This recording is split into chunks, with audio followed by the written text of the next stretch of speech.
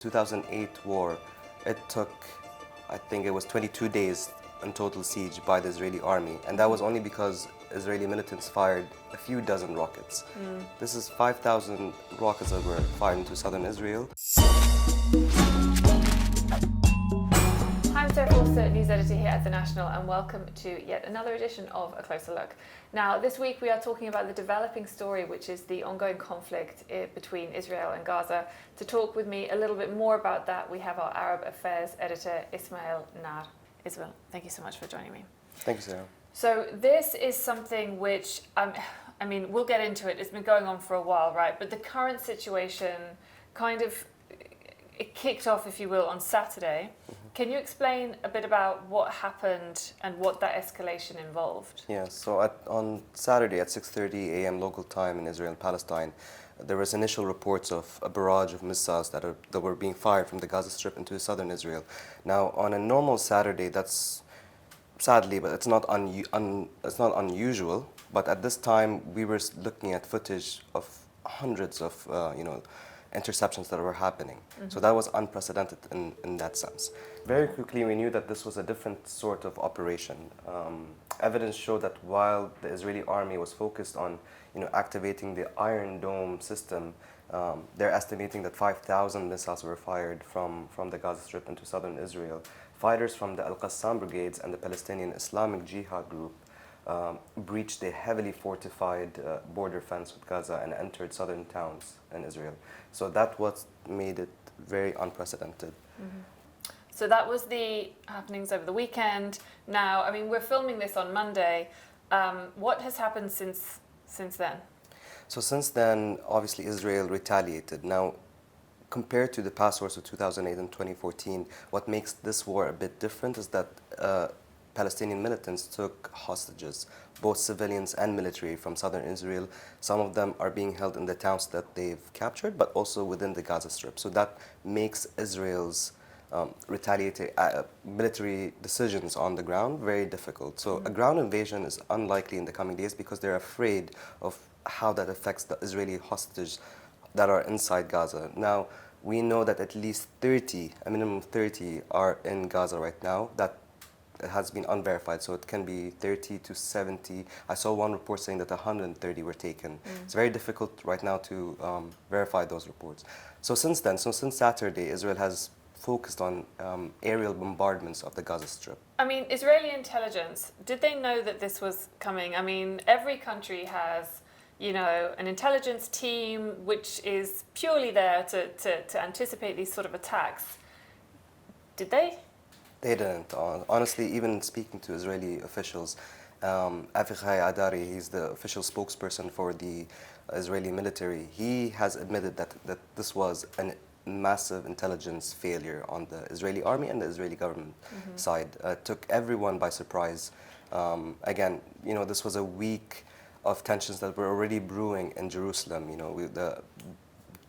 Israel was celebrating the Jewish holiday of Sukkot throughout that week. Massively, this has been described as a total intelligence failure from the Israeli side and comparable to the 1973 war, when both Egypt and Syria launched their assault on the Israelis.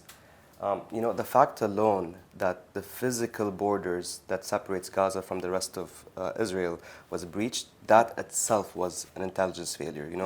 They didn't anticipate that this level of attack could happen, but it's very sophisticated in terms from this Palestinian Islamic Jihad group and the Al-Qassam brigades to use the 5,000 rockets that were launched as cover for their militants to enter into the southern Israeli towns. So for many of the Israeli citizens, that in itself represents a massive intelligence fail. So this conflict is being carried out on what geographically might be considered a sort of small area, but it affects more than just that. Tell me about who else in the wider region, and even as far as the US, what's the knock-on effect from this conflict? For sure, the timing of this attack is very, very interesting indeed. It's 50 years since the 1973 Yom Kippur War. So there's that aspect of that. But at the same time, 2 months ago, the Biden administration was increasing their diplomatic efforts to try and get Saudi Arabia as part of the normalization deal with Israel. And even Saudi Crown Prince Mohammed bin Salman a month ago confirmed to Fox News that, that ties between Riyadh and Tel Aviv were getting closer. But at the same time, what made this different was that, the Palestinian Authority were also present in Riyadh to try to see if they can get their interests as part of any Saudi-Israeli deal. Now, all that has been thrown up in the air. There's no signs that a deal is now completely off the table, but certainly what we thought could take probably 2 to 3 months for a deal to materialize, I think there's going to be a significant delay given the current war that's happening. Yeah. Now, I'm going to ask, but I think I already know your answer. What hope is there for peace here in this situation? It's been going on for so long. This is the worst it's been in, 50 years? Is there any hope for peace? And if so, really, what would it take? Speaking to both Israelis and Palestinians, there's a lot of anxiety, there's a lot of fear right now on the ground. I don't think anyone's even comprehending that a political solution would be on the table. You have to remember the 2008 war, it took, I think it was 22 days in total siege by the Israeli army, and that was only because Israeli militants fired a few dozen rockets. This is 5,000 rockets that were fired into southern Israel, and amounting Israeli deaths. As of Monday, when we're recording this episode, at least 700 Israelis have been confirmed killed, with 500 in Gaza. So that's an increasing death toll. I spoke to Osama Hamdan. He's Hamas's representative in Lebanon and part of the political office of Hamas group.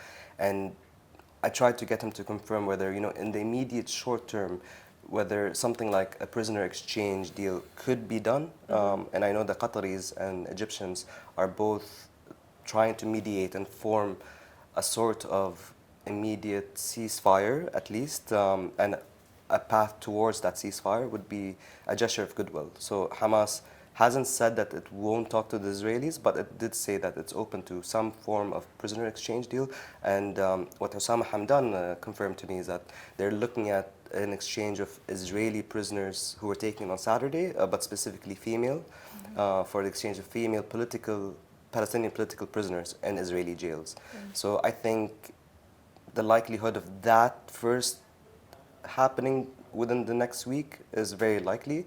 And it's all about taking these gestures of goodwill to get towards a ceasefire. But a bigger solution to the conflict, that's a big ask for right now.